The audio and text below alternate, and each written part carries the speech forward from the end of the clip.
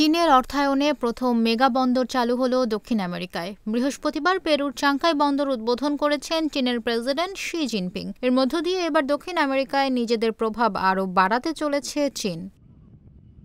আর এতে করে আমেরিকার প্রভাব সেখানে কমতে পারে বলে মনে করছেন বিশ্লেষকরা। চীনের বেল্ট অ্যান্ড রোড ইনিশিয়েটিভের অংশ হিসেবে তৈরি বিশাল এই বন্দর লাতিন আমেরিকা ও এশিয়ার মধ্যে বাণিজ্যকে নতুন উচ্চতায় নিয়ে যাবে বলে আশা করা হচ্ছে।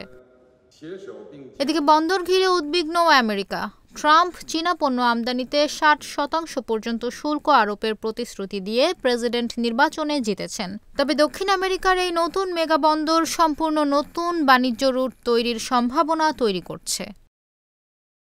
এই রুট ব্যবহার করে আমেরিকাকে সম্পূর্ণ পাশ কাটিয়ে বাণিজ্য পরিচালনা করা যেতে পারে। এ কারণেই আমেরিকা এটি নিয়ে বেশ উদ্বেগে থাকবে বলে মনে করা হচ্ছে।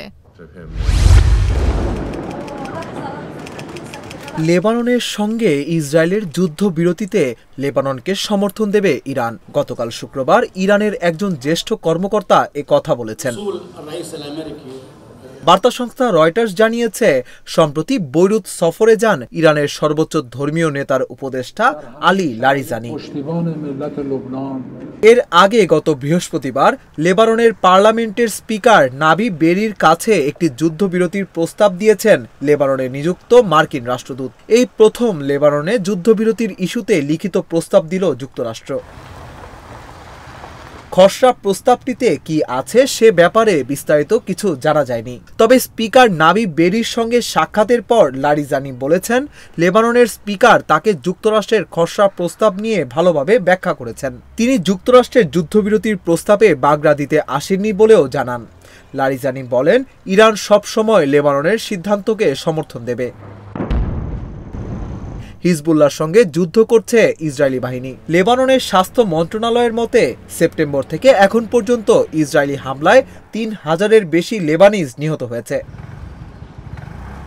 এমন পরিস্থিতিতে ইরানের পক্ষ থেকে এ সংঘাত থামানোর ইঙ্গিত দেওয়া হলো।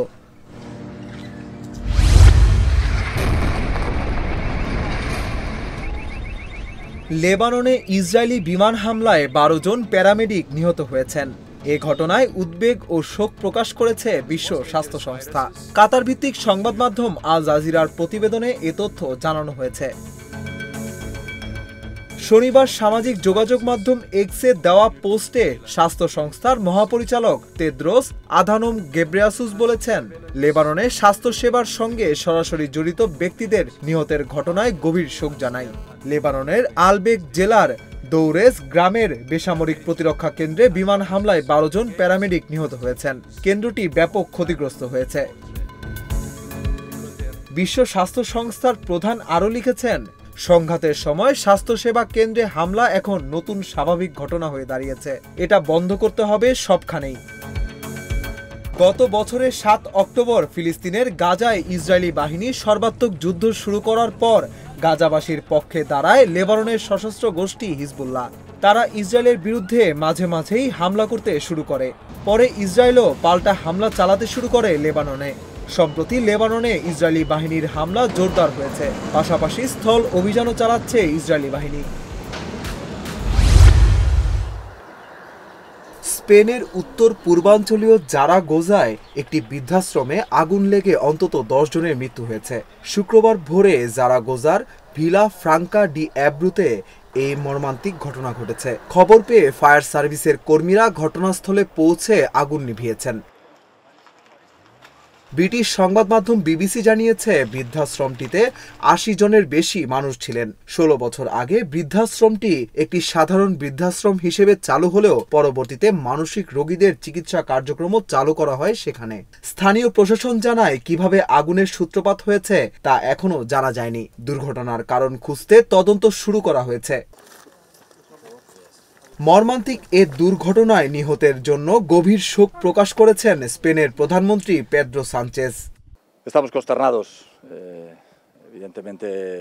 বার্তা সংস্থা রয়টার্স জানিয়েছে, উদ্ধারকৃত একজনের অবস্থা আশঙ্কাজনক। এছাড়া ধোঁয়ার কারণে শ্বাসকষ্টে ভুগছেন চিকিৎসাধীন আরও বেশ কয়েকজন। সম্প্রতি স্পেনের পূর্বাঞ্চলীয় ভ্যালেন্সিয়ায় আকস্মিক বন্যায় 200 জনেরও বেশি মানুষের মৃত্যু হয়েছে। এছাড়া হাজার হাজার মানুষের ঘরবাড়ি বন্যায় ক্ষতিগ্রস্ত হয়েছে। এর মধ্যেই আগুনের এই প্রাণহানির ঘটনা ঘটল।